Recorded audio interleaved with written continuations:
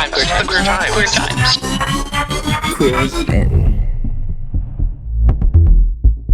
Hi, welcome to Queer Times. I'm Kristen Becker. And I'm Harrison Fish. All right. We did it. How was your week?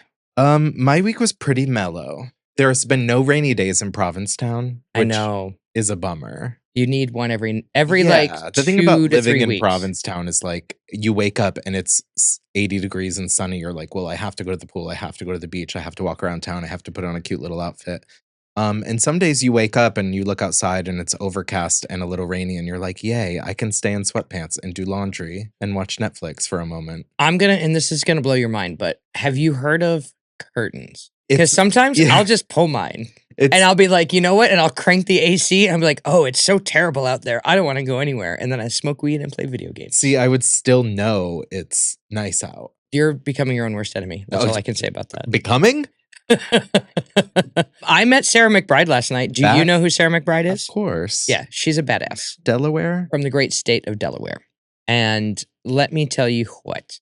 I do not do political fundraisers because of all the reasons. And I find there's not a lot to be excited about in the Democratic Party, generally speaking. But I am excited for the no bullshit approach of one Miss Sarah McBride.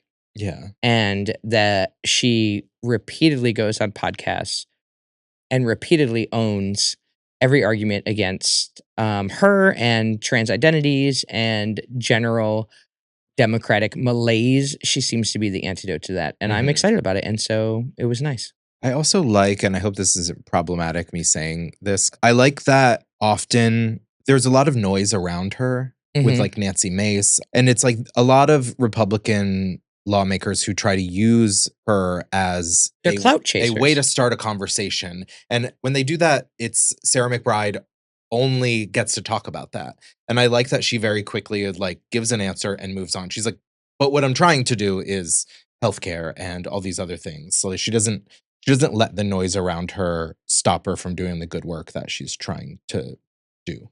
And she actually talked about that today, and that she's not allowing them to use her identity as a pawn, right? For number one, their own bullshit, and also she's more popular than they are, and has more eyes on her, and they want some of that too. You know, she used a very appropriate metaphor for this community, and in the Real Housewives.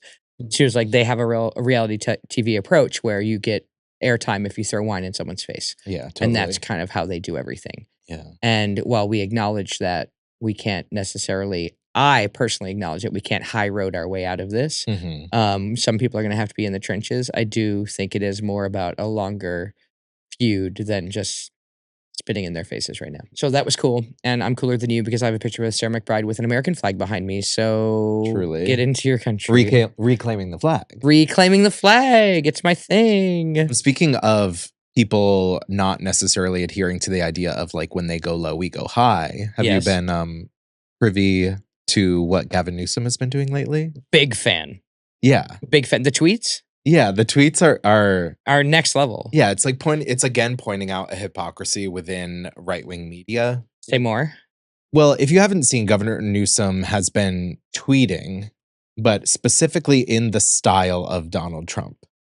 Because you know how Donald Trump tweets. Everything's in all caps. He puts quotation marks around random words, speaks in these like grandiose declarative statements. No, it's straight mockery, and it's incredibly effective for me personally, and it's taken the piss out of somebody who needs to have the piss taken out of them. Yeah, and also like points out the hypocrisy because like you look at Fox News and the way they're covering it, they're like, it's unhinged, it's crazy, and we're like, yeah, it is. I did not realize that Fox News was covering it. Oh yeah, that to me is insane. I love that he's using like the insult nickname in the same way Trump does.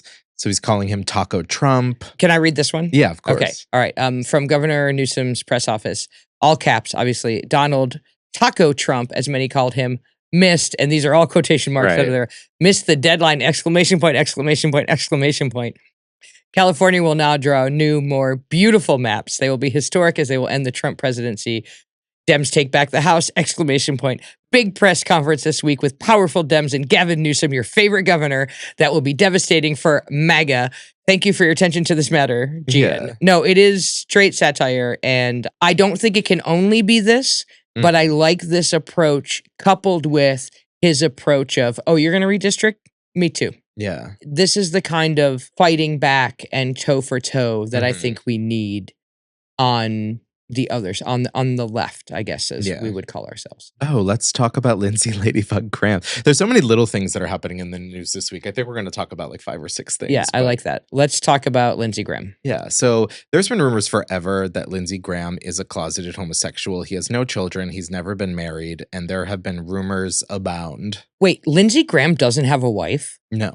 Can I be honest with you? As somebody who grew up in the South, Lindsey Graham has been a figure in my life for years and years and years and years. And there was also one other gentleman in my life whose name I will not mention because he did have a wife and children. And he had the exact cadence and tone and presence as one Lindsey Graham.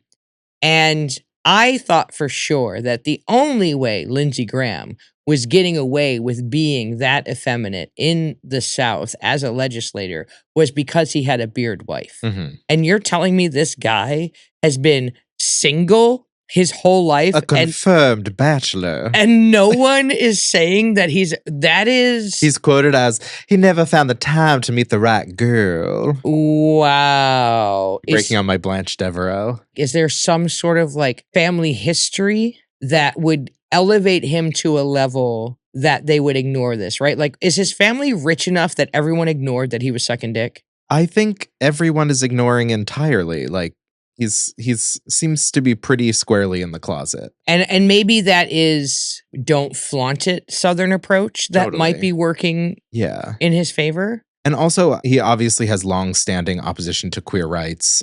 He's supported the Defense of Marriage Act in 1986, which opposed same-sex marriage. But often, do you know how the trope of like the high school bully is closeted? Yeah. It's giving that vibe. It is giving that vibe. You know, when he ran for office, or by office, I mean president, you know, because to have a bachelor. A confirmed bachelor, sorry. As president, who would be the first lady? Right. And he was quoted as saying there would be a rotating list of first ladies to include his sister and other lady friends. Now that's Southern. That's and also gay. Gay, exactly. Very gay. I'm going to bring on my girlfriend. Is suggesting that his sister, along with other friends, could play that role if necessary. Jesus. I'm a social kind of guy. We'd have more social functions at the White House. What a white party that would be. Dark room. There'd be a dark room in the White House. In the White House. I've never wanted Lindsey Graham to be gay or to be president until just now. And now I'm like, honestly, make that homo president. Yeah. For the longest time, there's been a rumor that he is called Lady G or Lady Graham within the male escort community. And it's kind of been an open secret within the male escort community that he is out and willing to pay. All right. How do we feel about this?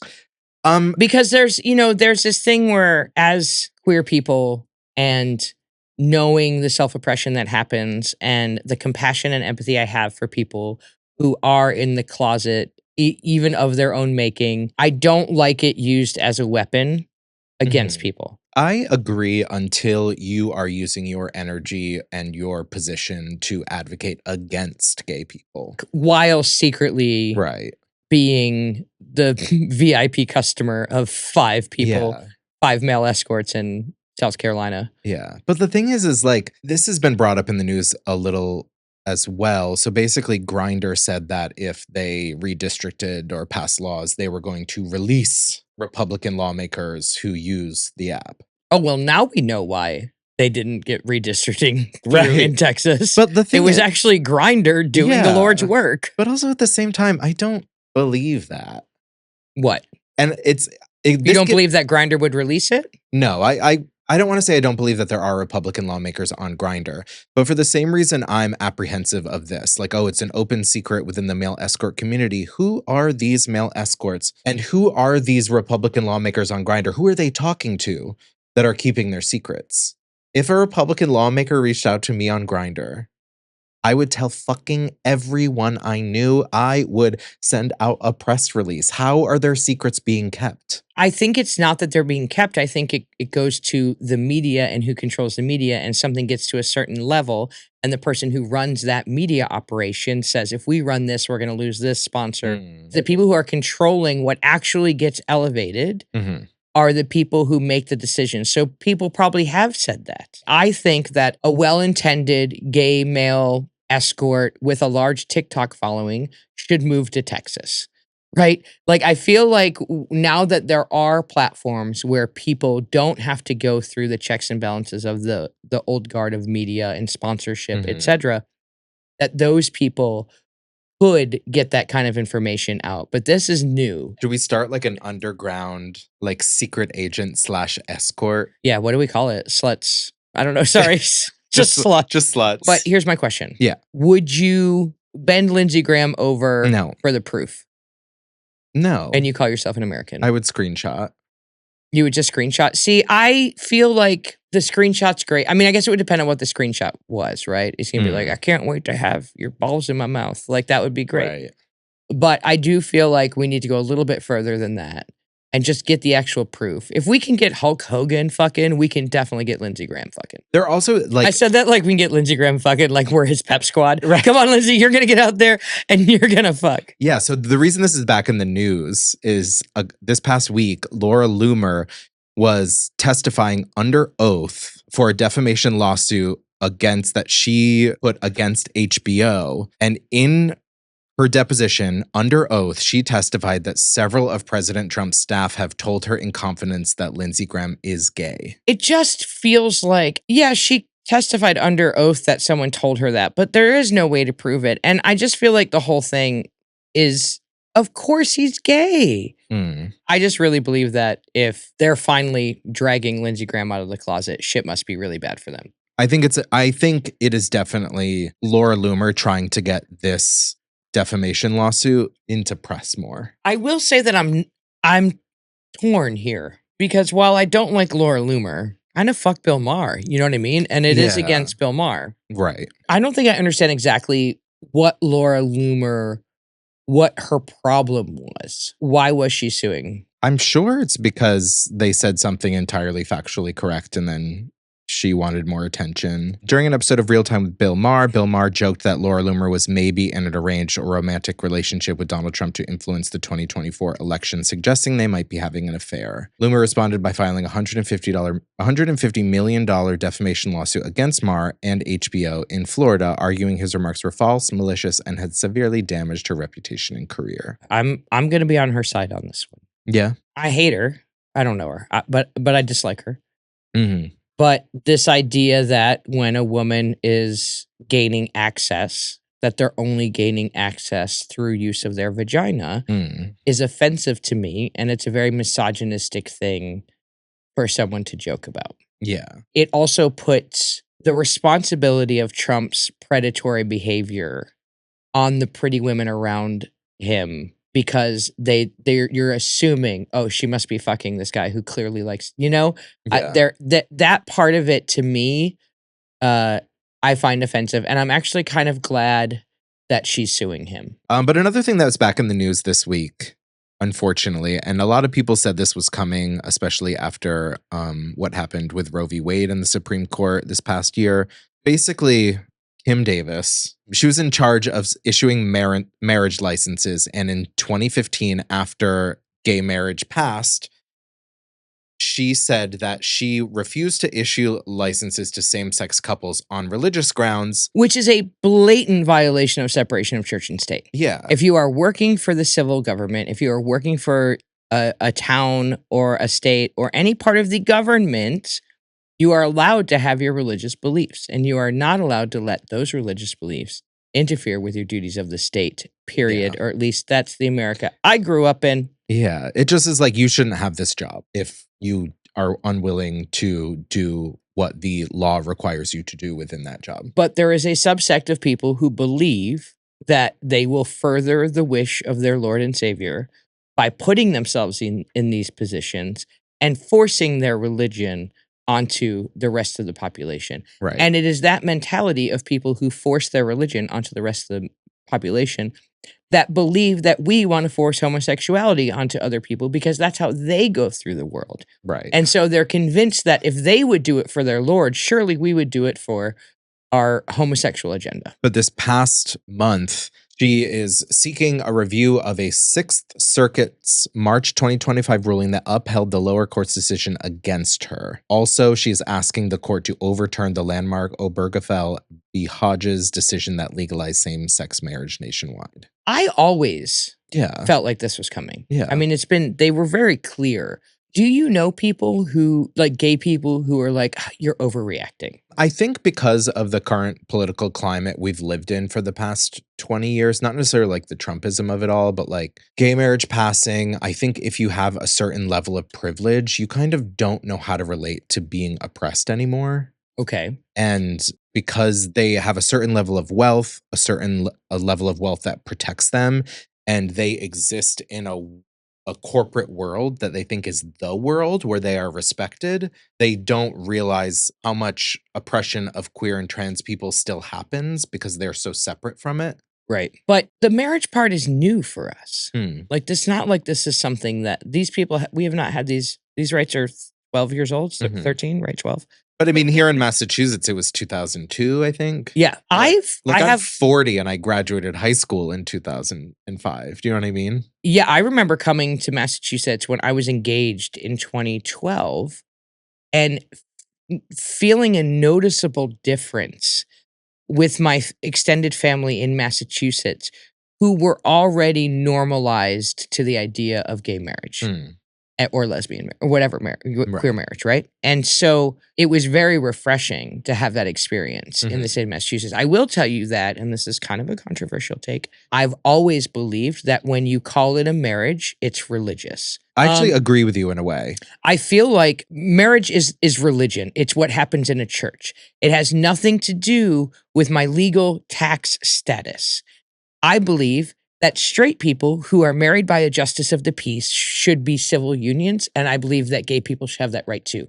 I don't think that the term marriage should have anything to do with the legal rights that you gain from that partnership. I think straight people and gay people married by a judge, civil union, if you then want to sanctify it in your religion, take that up with your church, call it a marriage. And that this was always the wrong approach to say we want marriage. I think it should have always been there should be no marriage, there should be no religion involved in this legal partnership if we're going to give benefits. I'm also starting to be like, why do married people actually get tax breaks? Yeah, so I'm right there with you. I agree with you. We're talking about three different things. We're talking about marriage, we're talking about a legal standing within our government, and religion. They're kind of three separate things. And I feel like religion and politics has always been intertwined because religion is also a way of controlling and guiding people through society. Sure. The same way politics and laws are. And there is that whole pesky separation of church and state, though. No, I agree. In theory. But, right, exactly. Where marriage had to be recognized by the government because of what marriage was. Marriage used to be the passing of responsibility from a father having a daughter to now this man. Like, this daughter is no longer my responsibility and property, and it is now this man's responsibility and property, which obviously is embedded in religion, but also had to be embedded in politics or like the law, because now this woman is now the property of this man, which has legal implications like combined finances, things like that. And so I agree with you. I think marriage should be abolished as a legal term. Correct. But I also think going beyond civil unions and things, which is, I think if two people in any way are allowed to combine their finances and receive a legal status as a single entity and then gain privileges from that, I think any two people who are adults should be able to do that. You can. It's called an LLC. Oh, right. I mean, for Katie and I own a business together, and that's kind of part of what it is, right? It's like, all right, all this money's gonna go in this pool and we're gonna take it out for some expenses. And the part that we use on stuff that are furthering this pool, like this business, we don't have to pay taxes on that. You know, I think that I despise Kim Davis and the pettiness of this. I hope that we revise our approach and try to get legal rights and not get so caught up in the church marriage part. Yeah. It's crazy to me that, like, imagine I had a really good job with benefits. I know, hard to imagine.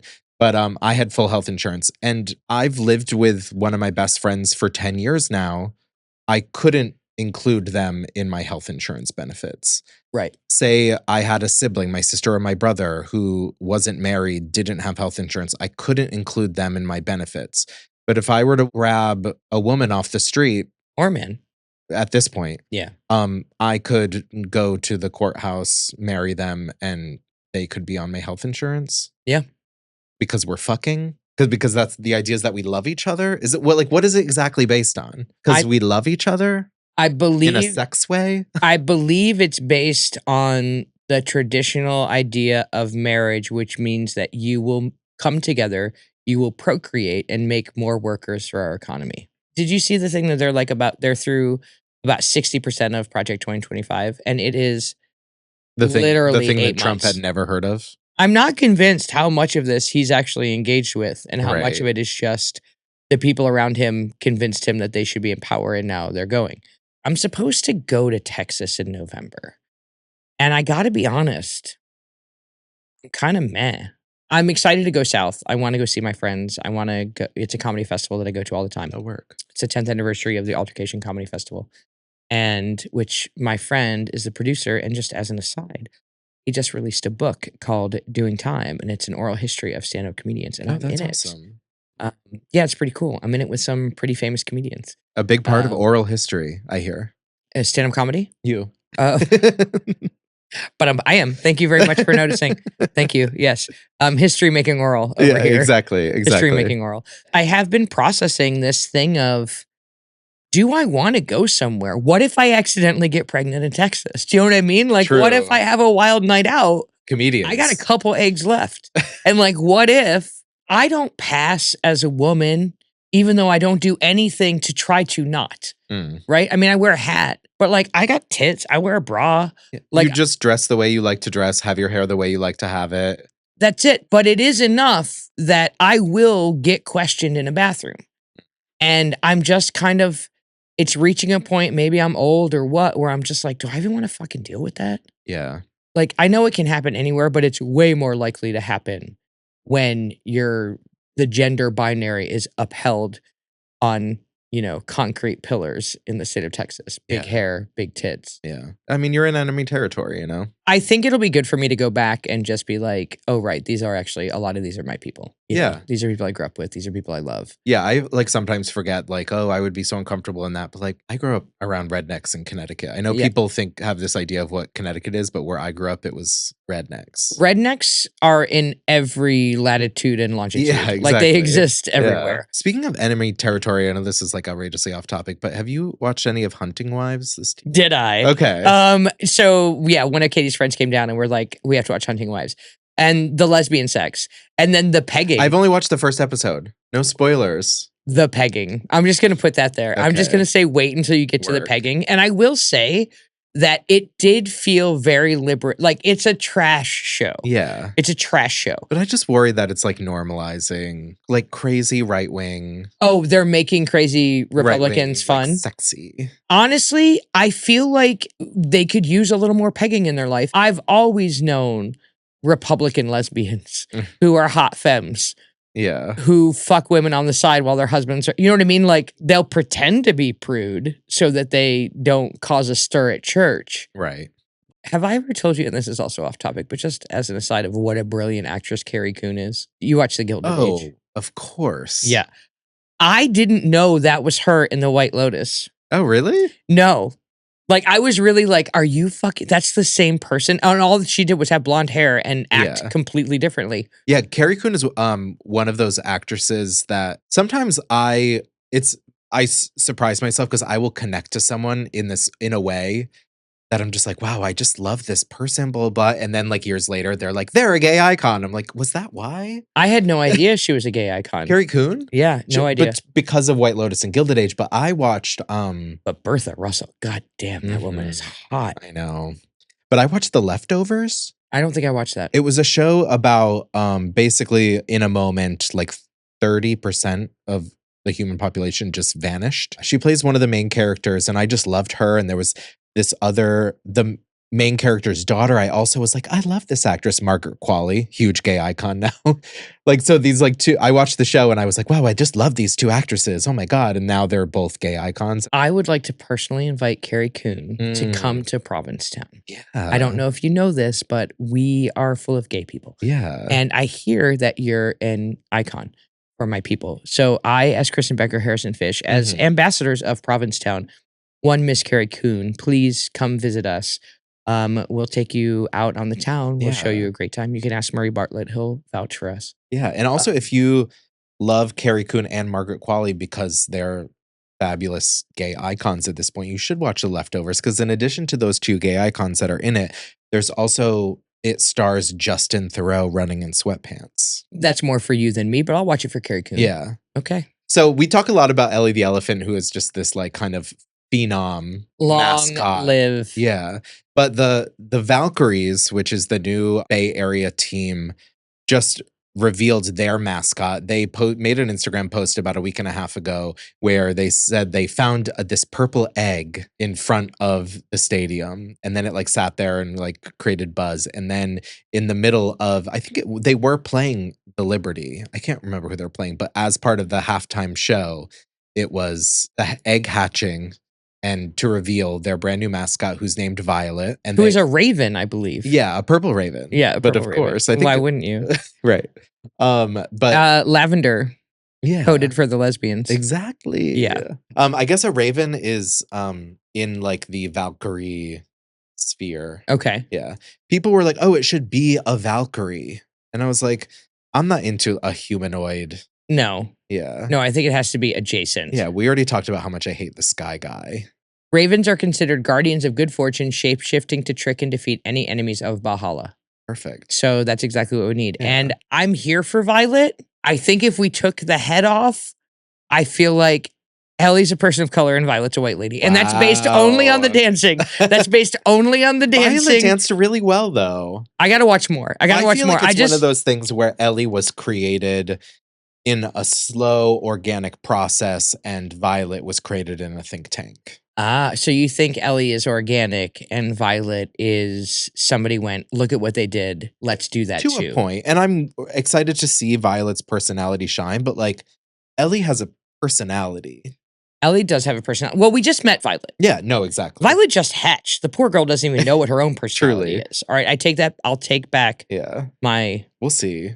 Assumption. But I do think it is the Valkyries are, as a first-year expansion team, they're doing everything right in how to be a successful women's basketball team. Do you think we will now see a scourge of new mascots being revealed, and will they try to out-reveal each other? If they're smart, they will. We'll see. I mean, there's 4 or 5 new expansion teams coming along. And also, speaking of expansion teams, I do want to give the Valkyries a huge shout out because they won their 19th game this past week, which means they've won more games their rookie season than any expansion team ever in the WNBA.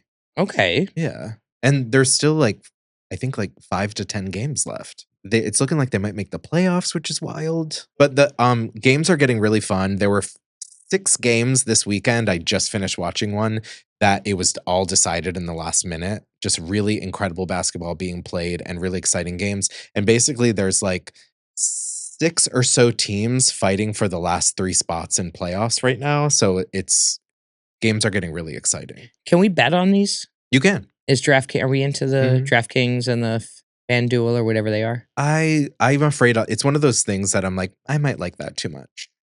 No, I don't think you should. But I'm just curious if there is I used to be involved in the cannabis industry, loosely in a gray way.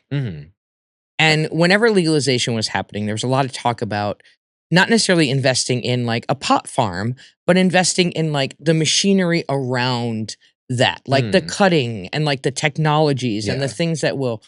And I'm wondering if there's like, is there a betting site that's not DraftKings, my dick's big, FanDuel? You know what I mean? Yeah. Like, could there be a women run? Hey, let's bet on this. let's make it. You want to bet on it? You know what I mean? I Like, love that. I feel like there should be a little. Your Totally. husband doesn't know what that charge is. Sorry. But like something that's just a little bit less. Yeah. Like, I think bros. it's already, I think it's already like integrated into it. But they give you stat lines in the gameplay. They like tell you at the beginning of the game the over under, which I think is like a point, like you bet whether they're going to hit a combined 180 points or whatever. Yep. This is what my brother says. My brother does get into light sports betting. He says it's not a problem. Okay. But he says, like, I love watching sports and obviously have my teams that are my favorite or teams that I like more than others. But sometimes I'll just want to watch a game. It'll be two teams that I do not give a fuck about. And I'll make it exciting. I'll give it something for me to cheer for. I will do that. Like beginning of the season, football season, like Bills games or whatever. I'll be like, oh, I'll put $5 on who's going to score the first touchdown in this game. Yeah. Like simple like that, but not crazy. Yeah. Yeah, no. Fortunately, my gambling problems are well behind me. Yeah. Great. Turns out if you deal with your anxiety issues, you could help thwart some of your gambling issues. Or at least at the very least be able to identify that feeling inside of you where like, this is about to be a problem. Gotta go. This feels too good. You're not feeling that there's always a problem. Exactly. Yeah. Okay. All right. I think we did it. Did we do it? All right. We did it. Watch women's sports. And we will keep you up to date here on the challenge of the Obergefell ruling. Yeah, we're going to keep watching the Supreme Court and see what happens next. Supreme Court in Texas and of the U.S. Tell your friends about this podcast. Share, things. Rate, review. But mostly listen and tell your friends. Yeah, also, we're recording here at the Provincetown Recording Studio, which now has a slate of 4 different podcasts. Be sure to give them all a listen. Yeah. Yeah, we just welcome the Art Colony. To our little art colony. Yeah. Love you. Really. Queer as in.